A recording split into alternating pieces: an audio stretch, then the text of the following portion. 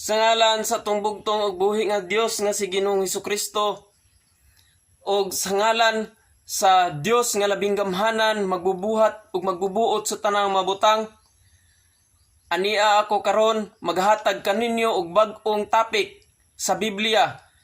Ang topic nga si Kristo mao ang Dios nga Espiritu. Mga igsoon, salamat kaayo sa pagpaminaw ninyo niini ug manghinaot ko sa inyong pag-subscribe kung wala pa man nahimo, ug palihog usab og share sa tanan nga mga gusto nga makadungog niini nga maong wali. Mga igsoon, kining among religion, Church the Body of Christ, usa ka world mission nga napundar dinhi sa Pilipinas ni adtong March 17, 1966 by virtue of the Securities and Exchange Commission number 28999 nga it is believed and it is founded by Jesus Christ according to the Bible. Mga igsoon, ang topic nga nag-uluhan, si Kristo mao ang Dios nga Espiritu. Mga igsoon, unang pangutana, si Kristo ba ang Dios nga Espiritu? Mga igsoon, at matod pa sa Juan kapitulo 4 bersikulo 24, tinuod nga siya Dios, kay ang Dios Espiritu man usab. Si Kristo mao ang matuod nga Dios nga Espiritu, kay siya man mao ang matuod nga Dios. Mabasa nato mga igsoon, Juan kapitulo 4 bersikulo 24, 1 Juan kapitulo 5 bersikulo 20, ug Tito kapitulo 2 bersikulo 3, ug Roma kapitulo 9 bersikulo 5. Mga igsoon, atong pagbasahon. Juan kapitulo 4 bersikulo 24. Ang Dios Espiritu, ug kadtong magsimba kaniya, kinahanglan magsimba diha sa Espiritu ug sa kamatuoran. 1 Juan kapitulo 5 bersikulo 20. Nasayod usab kita nga mianhi ang anak sa Dios ug mihatag kanatog sa labutan aron makaila kita sa matuod nga Dios. Ang atong kinabuhi anaa sa matuod nga Dios, sa iyang anak nga si Hesukristo. Siya mao ang matuod nga Dios ug ang kinabuhi nga walay katapusan. Tito kapitulo 2 bersikulo 13. Samtang nagpaabot kita sa bulahang adlaw nga atong gilauman, inig padayag na sa himaya sa atong gamhanang Dios ug manluluwas nga si Hesukristo. Roma kapitulo 9 bersikulo 5. Kaliwat sila sa mga patriarka ug sa ilang kaliwatan na tao si Kristo, ang Dios nga labaw sa tanan, daygon unta hangtod sa kahangturan. Amen. Busa mga kaigsuonan, unsa diay gipamatud-an sa balaang kasulatan? Sumala sa mga atong gipangbasa sa 1 Juan kapitulo 5 bersikulo 20 nga si Kristo mao ang matuod nga Dios og kinabuhi nga walay katapusan. Si Kristo usab gamhanan og matuod nga Dios og manluluwas. Og kining sa Roma kapitulo 9 bersikulo 5 ni siya mao ang Dios nga labaw sa tanan ug daygon unta hangtod sa kahangturan. So, klaro kaayo mga kaigsuonan nga si Kristo mao ang matuod nga Dios nga Espiritu, kay siya mao man ang matuod nga Dios. Ikaduhang pangutana mga igsoon, si Kristo ba ang Ginoo nga Espiritu? Mga kaigsuonan, o tinuod kana, kay sumala sa 1 Corinto kapitulo 2 bersikulo 17 ug 1 Corinto kapitulo 8 bersikulo 6 ug buhat kapitulo 10 bersikulo 36, gipamatud-an nga si siya mao lamang ang usa ka Ginoo. Atong basahon mga igsoon. Kay ingon pa nila, basin ang uban mo ingon nga, dili siya Ginoo. Dili pud siya Dios. So, napamatud-an ka na mga kaigsuonan. Pagabasahon nato mga igsoon. 2 Korinto kapitulo 3 bersikulo 17. Ang Ginoo niining pahayaga mao ang espiritu. Ug hain gani ang espiritu sa Ginoo, anaay kagawasan.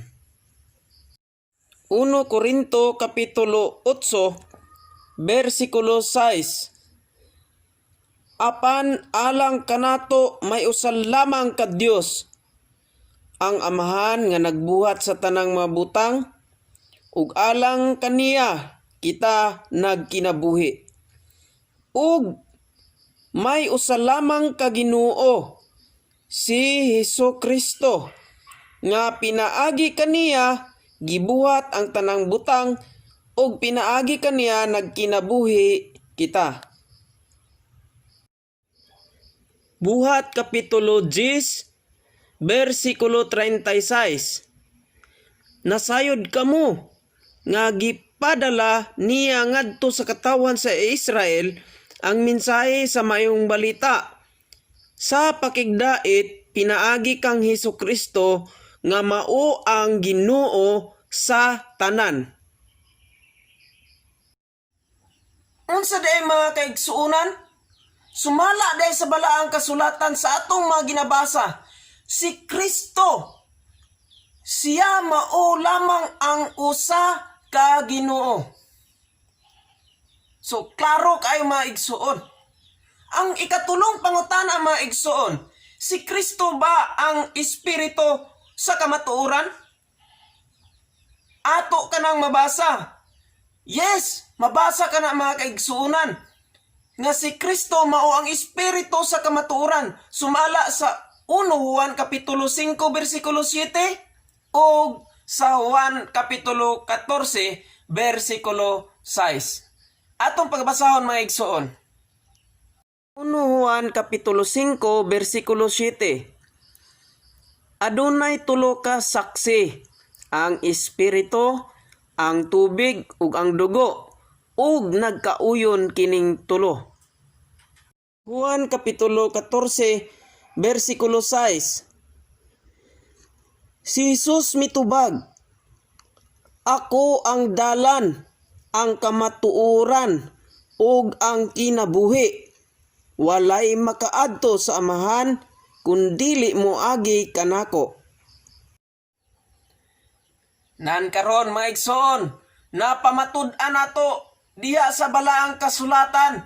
O klaro og tataw kayo nga mabasa mga igsoon.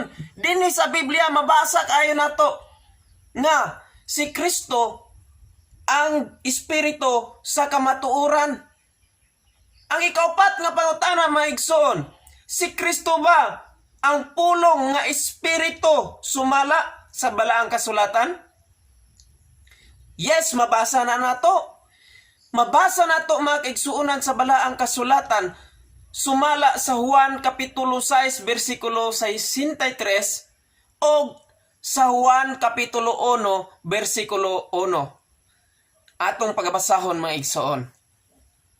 Juan kapitulo 6 bersikulo 63. Ang naghatag og kinabuhi mao ang espiritu.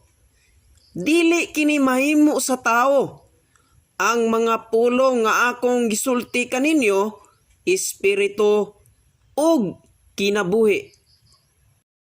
Juan kapitulo 1 bersikulo 1. Sa wala pa'y nabuhat bisan unsa, ang pulong diha na. Ang pulong uban sa Dios ug ang pulong Dios. Nan, unsay napamatud-an mga igsuon? Unsay atong masairan o unsay kamatuoran sa balaang kasulatan? Mga igsuon, si Kristo mao ang pulong nga espiritu. Si Kristo ang pulong nga espiritu. Nga sa sinugdan, mao ang pulong kauban sa Dios ug ang pulong mao ang Dios. So klaro kayo, si Kristo ang gipamatud-an ni ana sumala sa Juan kapitulo 6 bersikulo 63.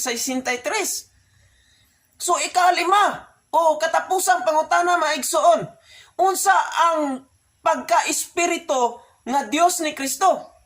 So diha kani mao'y pangutana, unsa ang pagka-espiritu nga Dios ni Kristo? Mga igsoon, ang tubag ni ana, si Kristo mao ang espiritu nga naghatag sa kinabuhi. Atong pamatud-an, mga igsoon, sumala sa 1 Korinto kapitulo 15 bersikulo 45 ngadto kana siya sa 47. Atong pagbasahon, mga kaigsuonan. Korinto kapitulo 15 bersikulo 45 ngadto sa 47. Nan mga kaigsuonan, nasayra na nato. So klaro kaayo sa gibasa nato sa 1 Korinto kapitulo 15 bersikulo 45 ngadto sa 47. O atong balikon ha, ang unang tao nga si Adan gibuhat nga buhi. Apan ang katapusang Adan mao ang espiritu. O kinsa man mao ni si Kristo nga naghatag og kinabuhi. Dili maoy moabot pag-una ang espirituhanon, so sa to pauna gid si Adan nga tawhanon. Og kundili niya kundili ang lawas nun. Og mosunod ang espirituhanon, misunod si Kristo. Sa 47 gihimo gikan sa abog sa yuta ang unang Adan, sa to pa gimold pinaagi sa yuta sa sa yuta, gihulma, o gihimo, gililok. Apan mga kaigsuunan, sumala sa kasulatan, ang ikaduhang Adan mianhi, gikan gyud sa langit.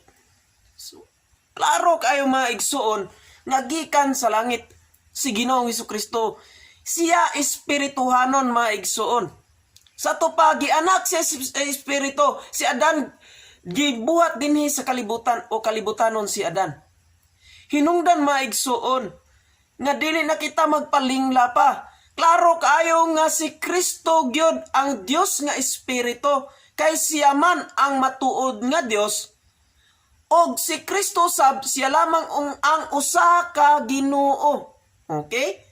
Then sunod, siya usab ang kamatuoran. O siya mao ang espiritu sa kamatuoran. Og si Kristo usab siya ang pulong sa espiritu. Ug klaro kayo nga si Kristo mao ang espiritu nga naghatag gayud kanatog kinabuhi. So walay lain nga makahatag og kaluwasan sa atong mga kalag. Si Kristo lamang maigsuon, kay siya Dios nga makahatag og kinabuhi. Kini nga atong lawas buhion niya sa umabot nga panahon, kay siya mao ang Dios nga espiritu nga makahatag kanatog kinabuhi. Alang sa tanan nga mga iglesia ang lawas ni Kristo, ato kini mga kaigsuonan nga tun-an o ato kining paghahatagan og dakong pagtagad ang pagpaminaw niini nga maong mensahe. Og sa mga kaigsuonan nga wala pa masayod kung unsa gayod ang pagka-Dios ni Kristo isip espiritu. Daghang salamat og maayong adlaw. Regards ko sa tanan nga mga iglesia ang lawas ni Kristo sa nagkalain-laing dapit o kapupud-an sa tibuok nga kalibutan.